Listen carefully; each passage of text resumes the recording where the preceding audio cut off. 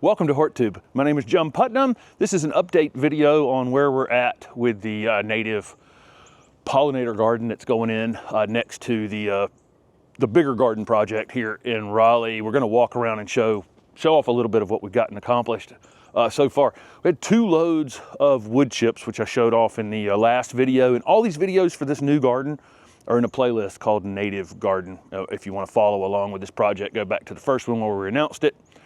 This is the end of the street that we live on. We're on a dead-end street, which is kind of unusual in a neighborhood that's made up of a grid to be on a dead-end street. There's a house on the other side of this wall here, and there's a turnaround here that the city owned, this little alleyway. It's a dead end. It goes on to 1, 2, it adjoins 5 private properties, so it doesn't even go anywhere. It's not like it's a cut through or something like that. It was just this kind of turnaround space and a service area kind of for the city. If they have projects going on, they'd park vehicles over here occasionally and that kind of thing. But so the deal we made with the city was to be able to use this back 2/3 of it basically to put in this native pollinator garden and create a teaching space for erosion control and using native plants and lots of different things that we can teach here in this space. We're leaving enough room for the turnaround for a fire truck or something like that. Be a tight turn for a fire truck, but you know, whatever. It needs to turn around at the end of the road when people panic and realize it's a dead end road. This is a space. It always stays wet here. And this is a place where water gets down into the ground, and it's a kind of an important space here for water to be able to infiltrate in the ground. This is kind of the last spot before it would end up in the sewer system from water from 3 houses up here in the back of this area. But it does create kind of a muddy spot where people turn around, and then when they turn around, their tires end up in the mud going back up here. So probably going to work on this a bit just to make this entrance a little less of a mud puddle. We're putting in just a basic wood chip path that we use coming off the street to get to the garden space. Haven't raked it out yet, but Steph just put all those piles in place.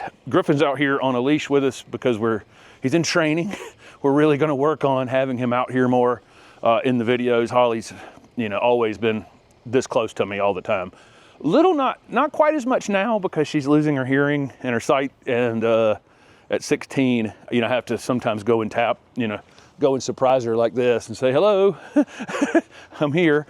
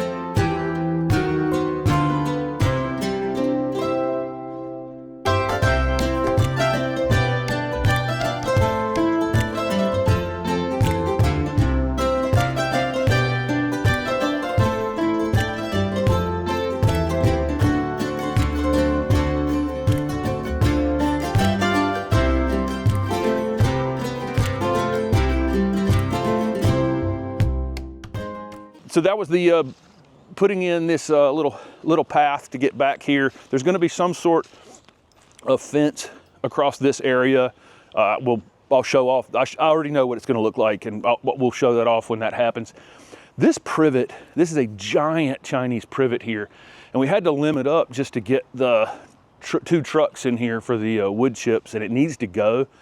But I actually think that the bottom of that trunk is on this gentleman's property back here, so I'm going to have to go and ask him if he, is fond of his giant Chinese privet. There shouldn't be any reason.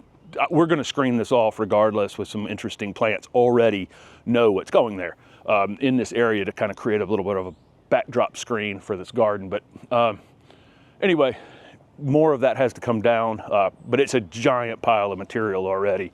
The first...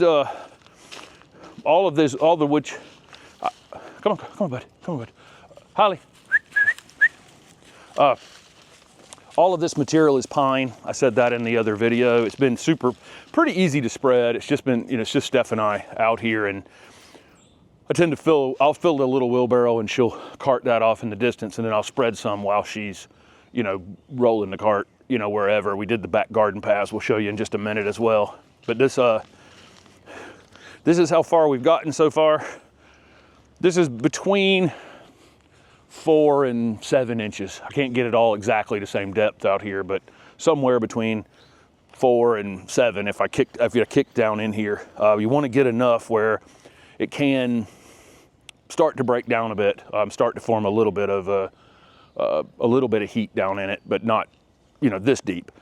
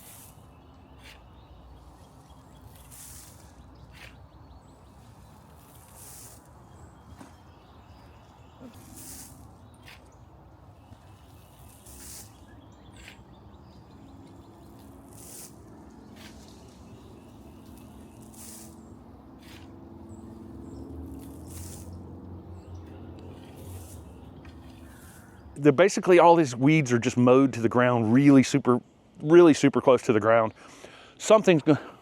Griffin's gonna pee for us. There we go. All right, thanks, buddy. Something's gonna pop its head back up through here. Almost certainly, there's a little bit of liriope and a little bit of mondo grass over here. I think that's gonna stick its head back up through this, and we'll deal with them.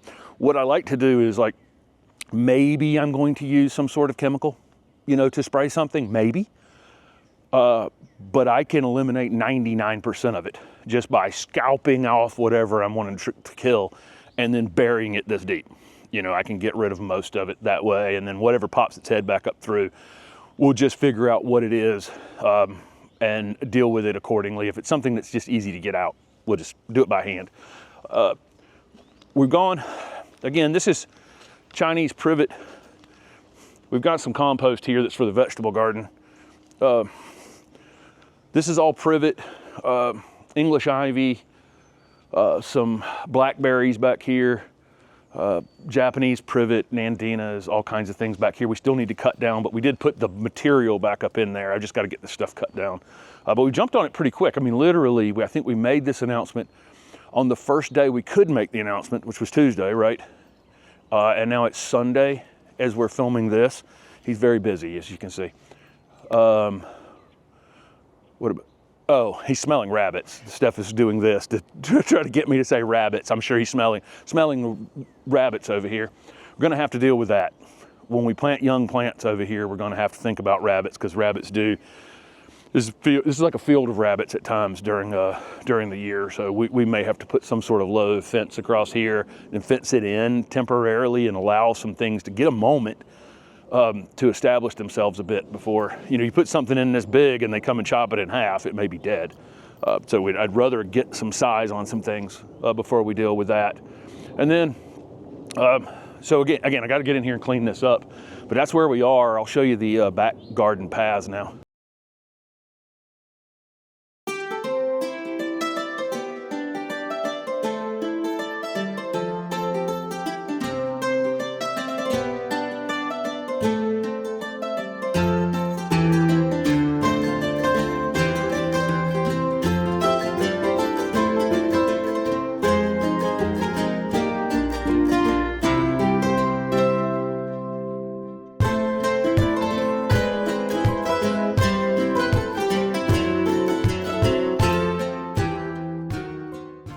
Good girl. All right. So you can see we redid the paths back here, which we do from wood, use wood chips for the paths.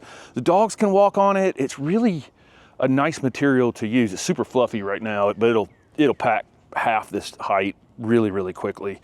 I think this is probably the 5th time we've done this in a year and a half, and it takes no time at all for them to be packed down really quickly. I think all the plants are rooting out into the path too, and taking advantage of this material breaking down. But having the paths higher than the beds is a good idea, unless it's extremely wet space in your garden. You may take a different path, but in this particular spot, we're up here high on a hill actually.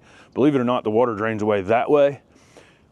One house, it rises for one house above us right there, but then it drops off that way, and drops off that way. We're kind of up on a mound, and whatever water we're getting, we don't want it to run off the property. Having these paths higher than the beds, number one, it keeps your feet high and dry and keeps you from being in a muddy mess, but it also, the water goes into the beds, from the paths and not into the paths and then start washing out, which creates a lot of erosion. I've been in a ton of gardens over the years where it appears the paths are dropping. The paths are in fact dropping because the water is washing the material out. This pine material smells amazing. I think I was estimating somewhere 45-ish yards of material. I think we've gone through 30 of it, probably, no, a little less than that probably. Between 25 and 30 of it at this point. We'll get the rest of it here done in the next couple of days, but immediately giant impact. Paths are redone. Got to do the path in the front garden, which that's a small amount of work. And hopefully in the next 48 hours or so, we'll get the rest of that pile right there spread. And then we've already got places to go to talk about some plant material that's going into that garden. So there's an update at 48 hours of work of Steph and I jumping in here and knocking this out pretty quickly. Again, when that material lands, it's pretty easy to work with, and I can just use that fork and make pretty quick work of it. That low wheelbarrow is just the best. I don't have to shovel it up very high. She can just take the wheelbarrow right up to the pile and I can knock the higher parts into it. It's really pretty efficient system that we've got figured out with that low wheelbarrow. And again, if you wait 2 weeks to spread these things, they get much harder to spread. But I think Griffin's been pretty good out here in the garden this morning. And we've only worked for, how many hours do you think grand total at this point? Maybe 3? 3 or 4. 3 or 4 hours. You're right, 3. 3 hours total. I'm going to spend more time talking to the camera and raking or setting up the drone up above us or whatever, but it's not that bad. I am sore from it. There were muscles that I found that I hadn't used in a while.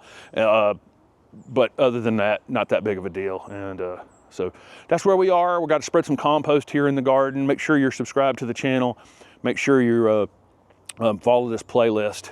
You can actually follow a playlist. You can go to the main page on the HortTube channel and follow the playlist for the native garden there if you're just interested in that as part of the content for this year. But we'll also be jumping in here. We've got seed, tons of seed that we're starting here in the next few weeks. We have vegetable and flower and perennials, some things for this garden. We're traveling for this garden, all kinds of things that we have planned for this spring. This was really nice to get this additional 3,000 square feet over here to really be able to, I think I counted last year, we were at 330 species in this side of the garden. Hopefully to jump to 500, before this year's over. Give us 500 things to talk about, and observe and, recommend or not recommend. We don't paint a picture here that's you know, it is what it is. This is winter. This is what winter looks like in a garden. I left the leaves laying here. It's not as neat as other people would keep their gardens, but this is the way we do it. We don't hide anything, and we covered nothing this year. So if you're interested in anything in this garden and how it's performed over the next month or two as things start to wake back up, we'll find out if we have any real damage out here in the garden, because again, I didn't want to protect anything. We did the first couple of years, some slightly marginal things, and then I said, well, it's got to take care of itself now. And we'll find out whether it can tolerate just kind of a normal winter. So there you go. Thank you guys so much for watching.